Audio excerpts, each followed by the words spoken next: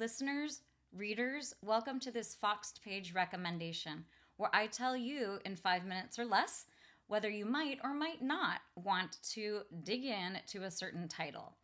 Today, I am going to convince you why you should read The All of It by Jeannette Haien. So this is yet another of the books in my Irish obsession. It continues.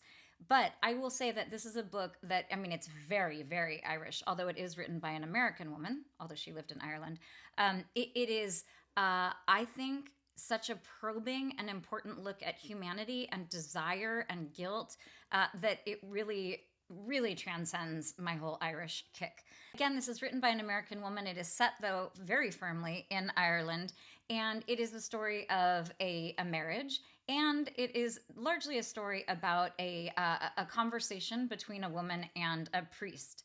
My copy here has an introduction by Anne Patchett, and she spoke both about the structure, which is the structure of this very brief, it's the tiny, tiny little book. It's practically a novella, and it reads really quickly. There's a lot of white space on the page. So if you're looking for a quick read, this is for you.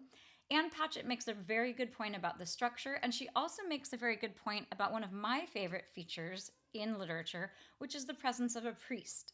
Priests are so great. They are such a great trope. I'm really putting them in their place here by just calling them a trope. They're just a gimmick, if you will, a literary gimmick.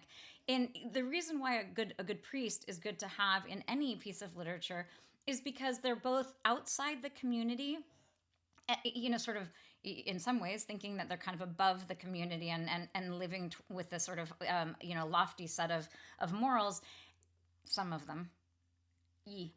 But they're also they are the repository of all of the secrets of the community. So even as they are apart from the community in terms of how they live and how they operate in the world, they also are very much steeped in the community, and not just steeped in the community, but literally like in the sins and the confessions of the community.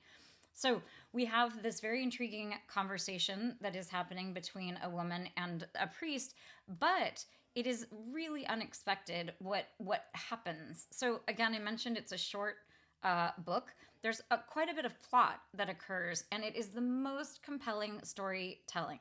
You begin with a couple of short chapters, and then you get so sucked in because it's very quiet and it's very intense, and yet, wow, there is a lot going on in this guy. Okay, as always, I'm going to read to you the very first line so you can get a sense of that very important opening. You can see whether or not this prose is going to compel you. And then I'm going to read one other line just to kind of give you a sense of what you might see. Okay, so this is the opening line. Thomas Dunn, the head gillie at the castle, wasn't telling Father Declan anything he didn't already know. The river too high and wild from all the rains, and the salmon therefore not moving, just lying on the bottom, not showing themselves at all, and the midges terrible, and only the 2 days left to the season, so of course all but the least desirable of the river beets, number 4, was let already. So I am not going to dig into any of the incredible seeds that have been planted here, but I am going to say that the idea of this fishing, which I am not a fishing person, and stories, like river runs through it, not really my cup of tea, but this is the way that our author here, Jeannette Haien, uses the motif of fishing is incredible. It's a motif that runs through the entire book.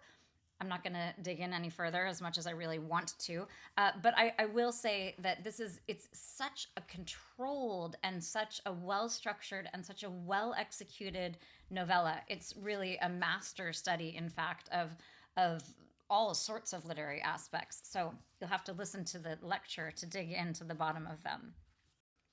So I mentioned before that there's a lot of plot, and it's all happening in sort of these flashbacks and in this sort of under the auspices of this conversation that they're having. But there are also some really beautiful still moments, and I'm going to share one with you.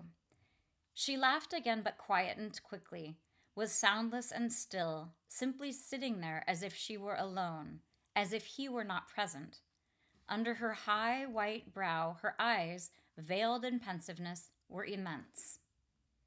It's such beautiful prose. So I'm not going to dig into any of this stuff. I'm just going to leave it at that. But I will say that, even if you're not obsessed with Ireland the way I am, it's actually also an excellent selection.